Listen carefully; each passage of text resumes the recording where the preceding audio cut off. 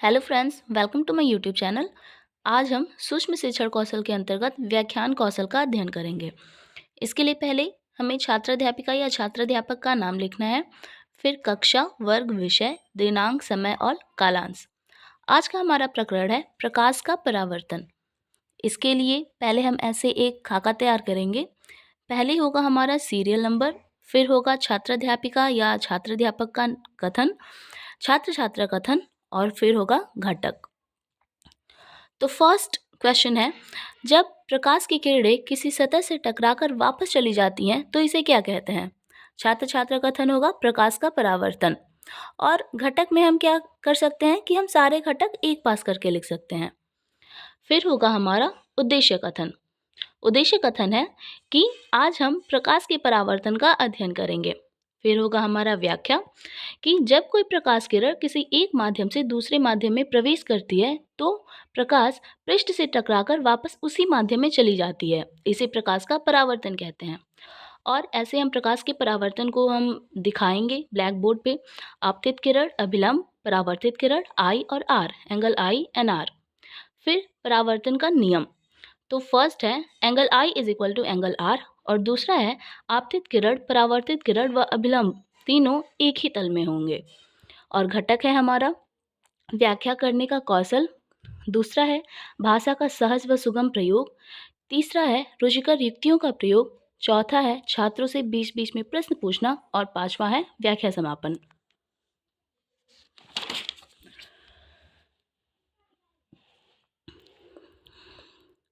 फिर आगे व्याख्या करते हुए हम बताएंगे कि परावर्तन के दो प्रकार होते हैं। पहला नियमित परावर्तन और दूसरा अनियमित परावर्तन। नियमित परावर्तन में होगा कि जब प्रकाश किरण किसी सतह से परावर्तित होती है तो उसे नियमित परावर्तन कहते हैं। अनियमित परावर्तन, जब प्रकाश किरण किसी टेढ़े मेढ़े परावर्तक पृष्ठ पर पड़ती है, परावर्तन के पश्चात किरणें समांतर न होकर अलग अलग दिशा में परिवर्तित होती है, इसे अनियमित परावर्तन कहते हैं। दूसरा प्रश्न होगा कि परावर्तन का प्रथम नियम बताइए। तो छात्र छात्रा कथन में होगा कि angle I is equal to angle R, जो कि हमने पहले बता रखा है। थर्ड होगा कि परावर्तन कितने प्रकार के होते हैं, नाम बताइए। तो छात्र छात्रा कथन में होगा कि परावर्तन दो प्रकार के होते हैं, नियमित तथा अनियमित परावर्तन।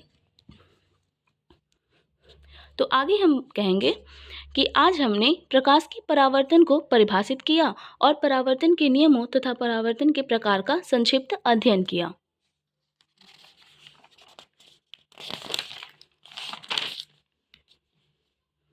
फिर ऐसे हम एक मूल्यांकन प्रपत्र बनाएंगे।